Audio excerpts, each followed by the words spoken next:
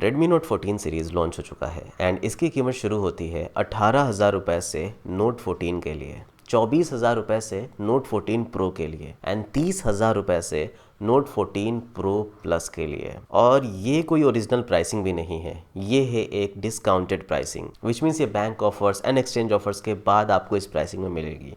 तो original pricing के लिए आपको इस प्राइसिंग में 1-2 हज़ार रुपये बढ़ाना पड़ेगा। और सिर्फ यही नहीं, जो Redmi Note 14 Pro Plus का बेस वेरिएंट है वो शुरू होता है 8GB रैम 128GB स्टोरेज से, जबकि 13 Pro Plus का बेस वेरिएंट शुरू होता था 8GB रैम 256GB स्टोरेज से। तो यहाँ पे इन्होंने स्टोरेज में भी कम कर दिया है प्राइसिंग को बढ़ा करके। मैं कहना तो बहुत कुछ चाहता हूँ, लेकिन बस इतना कहना चाहता हूँ कि ये सुपर नोट नहीं भाई, सुपर ओवर प्राइस्ड फोन है। देखो यार, जब से Redmi Note सीरीज लॉन्च होना शुरू हुआ है मैंने सारे ही नोट सीरीज को यूज किया है। Redmi Note 1 से लेकर के Redmi Note 13 सीरीज तक एक भी नोट सीरीज का ऐसा फोन नहीं है जिसे मैंने यूज ना किया हो। मैंने पहला Redmi Note बाय किया था और मुझे last Redmi Note review unit के तौर पे मिला था। लेकिन एक समय आता है कि ब्रांड्स आपको रिव्यू यूनिट सेंड करना छोड़ देते हैं। रिव्यू यूनिट तो छोड़ो, अपने लॉन्च इनवाइट्स में भी बुलाना छोड़ देते हैं एंड आपसे पूरा का पूरा कॉन्टैक्ट ही तोड़ लेते हैं। ऐसा इसलिए क्योंकि रिसेंट टाइम्स में आप ब्रांड्स को कुछ ज़्यादा ही क्रिटिसाइज करने लगते हो एंड क्योंकि आप चाहते हो कि वो ब्रांड्स किसी गलत रास्ते पे ना जाए, सही रास्ते को पकड़े रहे। ये चीज़ें ब्रांड्स को पसंद नहीं आती एंड इस वजह से वो आपसे रिश्ता ही तोड़ लेती है। तो मैं हमेशा से ही रेडमी का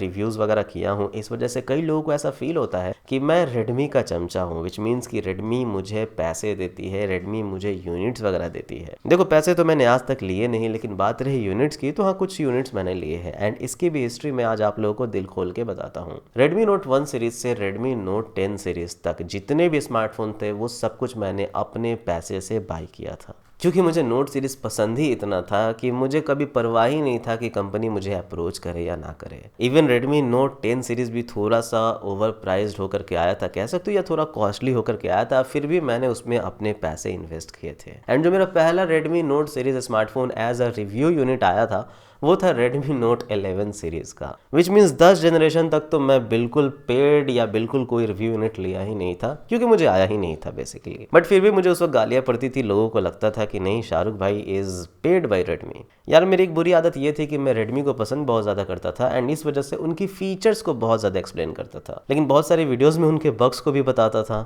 उनके प्रॉब्लम्स को भी बताता था, उनके इश्यूज़ को भी हाईलाइट करता था एंड उसे सॉल्व करना है ये भी मैं समझाता था। लेकिन क्योंकि मेरा जो चैनल है वो पूरा का पूरा फोकस था फॉर Redmi, इस वजह से लोगों को फील होता था कि I am being paid by Xiaomi और Redmi। बट ये बिल्कुल सच नहीं था। बट फिर भी आई सक इट अप, मैंने कहा चलो यार, लोग तो कंप्लेन करेंगे ही, अपने काम पे फोकस करते हैं, नो इश्यूज। बट एक चीज़ होती है ना कि ब्रांड आपको तब भाव नहीं देती जब ब्रांड बिल्कुल ही ऊंचाई पे हो। ब्रांड आपको तब भाव देना शुरू होगी जब उन्हें फील होगा कि नहीं यार, हम नीचे गिर रहे हैं, अब हमें कोई सेवियर चाहिए बचाने के लिए। एंड वहाँ पे आया मैं, जब Redmi Note 10 सीरीज के मदरबोर्ड इश्यूज वगैरह आने लगे, बहुत सारे प्रॉब्लम्स वगैरह आने लगे, उसके बाद उन्होंने मुझे चूज़ किया कि भैया चलो Note 11 सीरीज इन्हें भेज देते हैं। मुझे कॉन्टैक्ट है, आई वॉज सरप्राइज्ड कि जिस ब्रांड ने मुझे 10 सालों तक इग्नोर किया, जिसने मुझे कोई स्मार्टफोन भेजा नहीं, उन्होंने मुझे क्यों भेजा। शायद मैं उस वक्त बहुत ही नादान था और मैंने सोचा समझा नहीं कि भाई ये इस वजह से नहीं आ रहे हैं कि मेरा काम इनको अच्छा लग रहा है, शायद ये इस वजह से आ रहे हैं कि इन्हें ज़्यादा कोई मिल नहीं रहा है इनके प्रोडक्ट्स वगैरह को रिव्यू करने को, एंड शायद सभी पैसे वगैरह डिमांड कर रहे हैं,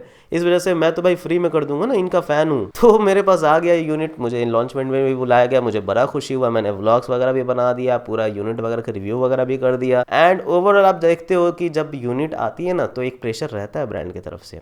जब यूनिट आती है तो आप दिल खोल करके नहीं बोल सकते हो। तो जहां पे मैं हार्श वर्ड्स यूज किया करता था Redmi Note 10 सीरीज तक, वहां पे मैं हार्श वर्ड्स को हटा दिया, बिकॉज ब्रांड्स ने भेजा है तो आप थोड़ी सी रिस्पेक्ट से उसके प्रोडक्ट को जो है रिव्यू करते हो। बट ऐसा नहीं है कि मैंने कमियां नहीं बताई, मैंने सारे फोन्स में जो भी यूनिट्स आए ना उनमें मैंने कमियां बताई। इवन मैंने बोला कि कौन सा फोन ज्यादा महंगा है, but yes, pressure is there because unit आया भाई।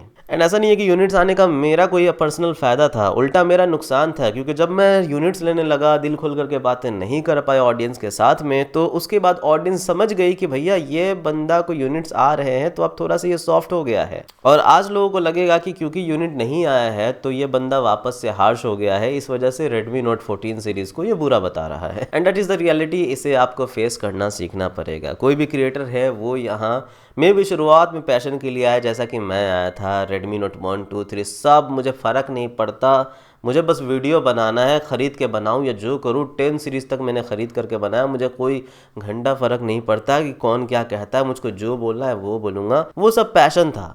बट एक समय आता है आपकी लाइफ में जब पैशन गायब हो जाती है, पैशन का कोई मतलब नहीं रहता। आपको मतलब ये रहता है कि भाई मैं ऐसा वीडियो बनाऊं जिससे मैं पैसे कमा सकूं, बिकॉज घर चलाना भी ज़रूरी है। एंड ये कोई बुरी चीज़ नहीं है, मुझे नहीं लगता कि अगर आप पैसे के लिए वर्क कर रहे हो तो ये कोई बुरी बात है। लेकिन मेरे साथ प्रॉब्लम क्या था ना कि मैं तो पैसे के लिए भी काम नहीं कर रहा था, क्योंकि ब्रांड्स मुझे कुछ भी पे नहीं कर रही थी, कोई भी brands. I was just taking the review unit and वो भी वापस देने वाली थी।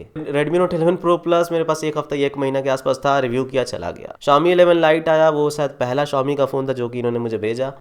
3-4 महीने थे मेरे पास या 6 महीने के आसपास थे, वो वापस चला गया। कोई पैसे नहीं, कोई फीस नहीं, यूनिट आया, रिव्यू किया, चला गया। फ़ायदा बस ये कि मेरे चैनल पे कंटेंट आने लगा एंड इस वजह से मैंने रिव्यू यूनिट्स लेने शुरू किए। एंड इन सब में सबसे ज़्यादा इंपॉर्टेंट बात क्या है ना कि आप यूनिट लेते ही क्यों हो जब खरीद करके बाई कर सकते हो। तो देखो यार, अगर आप यूनिट नहीं लोगे ना तो जो फर्स्ट डे फर्स्ट रिव्यू आता है उसमें जो व्यूज आती है उसका मजा आप नहीं ले पाओगे। सबसे पहली चीज, अगर आप बाई करके रिव्यू कर रहे हो तो आजकल तो लॉन्च इवेंट के 10 दिन या 7 दिन बाद सेल का डेट होता है, उसके 4-5 दिन बाद आपके पास पहुंचेगा, क्रेज तो टोटली खत्म हो जाता है। दूसरी चीज, फोन पहले से होने का एक रुतबा ही अलग, अपने में फील आती है कि भाई ये आया है मेरे पास, ब्रांड की तरफ से यूनिट आया है, भाई क्या बात है, चलो इसे रिव्यू करते हैं। एंड ऐसे में आपको ज्यादा टाइम भी मिलता है टेस्ट करने को। आपको अगर यूनिट नहीं मिला, आप अगर खरीद करके करोगे तो ज्यादा टाइम नहीं मिल पाएगा, आप हड़बड़ी में रहोगे कि यार सेल हो गया है, जल्दी जल्दी इसे रिव्यू करते हैं। बट अगर लॉन्च इवेंट के 10 दिन पहले या 1 हफ्ते पहले भी यूनिट आ जाता है तो आपके पास अच्छा खासा टाइम मिल जाता है उसे टेस्ट करने के लिए, इस वजह से भी आप यूनिट लेते हो। लेकिन मेरे केस में जो सबसे मोस्ट इंपॉर्टेंट फैक्टर था वो था फाइनेंशियल कंडीशन रिव्यू यूनिट लेने का। मैंने नोट 11 सीरीज या Xiaomi 11 Lite सीरीज मैंने बस इस वजह से लिया रिव्यू यूनिट, क्योंकि भाई मैं उन्हें खरीद ही नहीं सकता था। मैं उनके एक फोन खरीद सकता था, मे बी Redmi Note 11 खरीद लेता या प्रो खरीद लेता। प्रो प्लस तो मैं सोचता भी नहीं खरीदने को, 12 Pro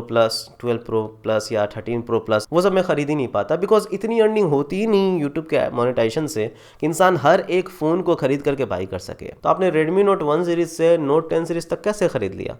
क्योंकि भैया उस वक्त एक तो बहुत ही कम लिमिटेड सीरीज आती थी, यानी कि अगर एक सीरीज में 1 या 2 फोन आता था। दूसरी चीज कि उनकी प्राइसिंग कितनी कम होती थी। नोट 1 7,000-8,000 रुपए से स्टार्ट हुआ था, नोट 10 सीरीज 17,000-18,000 तक गया मैक्सिमम। लेकिन अभी देख लो नोट 14 सीरीज 30-35 हज़ार रुपए तक चला गया है। तो मैं अगर मोस्टली अफोर्ड भी कर पाऊंगा तो अपने 1-2 महीने से जो मेरे यूट्यूब मोनेटाइजेशन से पैसे आती है उससे मैं मोस्टली आपके लिए मे बी एक फोन अफोर्ड कर पाऊंगा। बट उसके बाद फिर रिस्क ये बन जाता है कि मेरे पास और कुछ बचेगा ही नहीं कि मैं घर में कुछ पैसे लगा पाऊँ, अपनी लाइफ में कुछ पैसे लगा पाऊँ, मैं कुछ अच्छा कर पाऊँ। एंड तब आती है यहाँ पे मेरी ओपिनियन वीडियोस। जब मैं कोई चीज़ नहीं खरीद पाता और मुझे यूनिट नहीं मिलती या मैं कोई यूनिट को जुगाड़ नहीं कर पाता तो मैं फिर लेकर के आता हूँ ओपिनियन वाली वीडियोज़। तो मैं शुरू हो जाता हूँ यहाँ पे ओपिनियन देना कि नहीं यार चलो कुछ नहीं आया तो दिल खोल के ओपिनियन देते हैं। एंड सच बताऊं, बहुत सारे क्रिएटर्स हैं ना जहाँ पे कहते हैं कि पहले हाथ में डिवाइस लेकर के बात करो, वहां पे मुझे ऐसा फील होता है कि सबसे बेस्ट अगर कोई रिव्यू होता है ना तो वो ओपिनियन ही होता है। भाई हाथ में डिवाइस नहीं है, कुछ नहीं है, स्पेसिफिकेशन से जज मार डालो, ये सबसे बेस्ट होता है। क्यों? वहाँ पे आप दिल खोल के बोलते हो। तो यहाँ पे इसलिए मैंने कभी ओपिनियन वीडियोस छोड़ा ही नहीं। लोग बोलते रहे, अपना काम करता रहना। लोग बोले कि भाई तू पहले हाथ में फोन लेकर के रिव्यू कर, उसके बाद बात कर, वो बोलते रहे। बिकॉज एक्चुअली जो ओपिनियन वीडियोस होती है ना वो स्पेक वाइज नहीं होती, वो प्राइस वाइज होती है। जो ओपिनियन वीडियोस होती है वो उनमें हम ये नहीं बताते हैं कि फोन कितना ज्यादा बुरा है स्पेक वाइज, हम बताते हैं कि चलो स्पेक वाइज में भी अच्छा हो बट प्राइसिंग सही होना चाहिए था। हाँ, नोट 14 प्रो प्लस सीरीज जो भी है, ये हो सकता है कि बहुत ही अच्छा स्मार्टफोन लेकर के आए, टेलीफोटो लेंस भाई लेकर के आए, गोरिल्ला ग्लास विक्टस 2 लेकर के आए, सब कुछ लेकर के आए हैं। 30,000 रुपए 32,000 रुपए, ठीक है चलो यार, स्पेसिफिकेशन तगड़े दे रहे हैं। बट ओपिनियन हम ये देते हैं ना कि यार नोट सीरीज शुरू हुआ था 7-8-9 हज़ार रुपए से, राइट। एंड नोट 5 प्रो जो पहला प्रो स्मार्टफोन आया था वो 16-17 हज़ार रुपए से शुरू हुआ था। तो क्या ज़रूरत थी रेडमी को कि हम डबल कर दिए प्राइसिंग, 34,000 32,000 कर दिए प्राइसिंग। तो ये है ओपिनियन, ये रिव्यू नहीं है, ये ओपिनियन है। तो ओपिनियन हम कभी भी रिव्यू के तौर पे नहीं देते, हम ओपिनियन देते हैं क्या दिल खोल करके कि स्पेक वाइज उसकी प्राइसिंग कितनी है, हिस्ट्री वाइज उसकी प्राइसिंग कितनी है, एंड क्या रेडमी को करना चाहिए था यहाँ पे। खैर मुझे पता नहीं कि ये वीडियो जा किधर रहा है। मैं दिल खोल करके आप लोगों से बातें कर रहा हूँ नोट सीरीज के बारे में, एंड शायद मैं अपनी ही स्टोरी बताते जा रहा हूँ। उसके बाद जब 11 सीरीज इन्होंने देना भी शुरू किया तो कोई खास मेरी बातचीत होती नहीं थी। मैं सच बताऊं तो जीरो टॉक्स। मेरा बस बातचीत ये होता था कि लोगों के जब मदरबोर्ड के इशू आते थे ना 10 सीरीज में, तो मैं बस व्हाट्सएप पे जाता था, उनको प्रॉब्लम्स लिख करके भेज देता था कि देखो यार इनको मदरबोर्ड में इशू आ रही है, बताओ। मैं दिन भर उनका दिमाग यही खाते रहता था। मेरा कोई पर्सनल टॉक कभी हुआ नहीं कि भाई पैसे दे दो, भाई मुझे यूनिट दे दो, मैं रख लेता हूँ, मुझे यूनिट दे दो, या मुझे गिव अवे करने बॉक्स दे दो। इनफैक्ट उन्होंने एक बार मुझे खुद अप्रोच किया था कि गिव अवे करना है, आई एम नॉट श्योर कौन सा सीरीज था, भूल गया हूँ मैं थोड़ा सा। तो उन्होंने खुद अप्रोच किया था कि क्या आप गिव अवे करोगे। मैंने कहा नहीं यार, ये काम मैं नहीं करता। मैं सच बताऊँ तो मैंने कभी on a personal level Redmi से बात किया ही नहीं। हमारी बात इतनी कि शाहरुख हाँ हमारा सीरीज़ यार आप रिव्यू करना चाहोगे। मैंने कहा हाँ। उसके बाद कोई बात नहीं कि भैया मैं पैसे लूँगा या बार्टर है या कुछ नहीं। यूनिट आया, मुझे पता भी नहीं बार्टर है या क्या है, मैंने रिव्यू किया, कुछ दिनों के बाद फ़ोन आया मुझे वापस चाहिए यूनिट, मैंने वापस दे दिया। हमारी तो बात है। मैं ऐसा पर्सन हूँ कि मैं ज़्यादा पीआर से बात भी नहीं करता। मैं ऐसा पर्सन हूँ, चाहे वो कोई भी हो, पीआर हो, शाओमी का ऑफिशियल बंदा हो, कुछ भी हो, मैं बात भी नहीं करता। फ़ोन आया, लिया, चला गया। बट फिर एक समय आता है जब आप समझते हो कि यार आप फ्री में काम नहीं कर सकते इनके लिए, बिकॉज ये भी मनमौजी करते हैं। जब मन तब यूनिट दिया, जब मन तब यूनिट नहीं दिया। मैंने कहा कि यार क्या चल रहा है लाइफ में। एक तो मैं पैसे भी अर्न नहीं कर रहा हूँ ज़्यादा, मोनेटाइजेशन से कुछ खास अर्निंग है नहीं, व्यूज़ ज़्यादा आते नहीं है, बस फ़ोन आया तो वीडियो बनाया, नहीं आया तो बैठा हुआ हूँ। चल क्या रहा है लाइफ में। मैंने कहा नहीं यार, अपने सर्विस के लिए कुछ तो फी लेना पड़ेगा। एंड फिर मैंने एक रूल बनाया कि चाहे जो भी हो मैं उससे पैसे लूंगा। मैं फ्री में वर्क नहीं कर रहा, या तो बार्टर कर लो या पैसे दे दो, कुछ तो कर लो। तब जा करके मुझे रेडमी की तरफ से नहीं, सिर्फ 2 ब्रांड्स की तरफ से मेरा जो है बार्टर कोलैबोरेशन होता है। एक है टेक्नो एंड दूसरा है पोको। समझ में आया कि यार free work is not a business, it's just a work, जो कि लोग कभी कभी आपको फॉर ग्रांटेड ले लेते हैं और सोचते हैं कि यार ये बंदा चलो आना होगा आएगा, नहीं आना होगा नहीं आएगा, इसको देंगे चलेगा, नहीं देंगे नहीं चलेगा।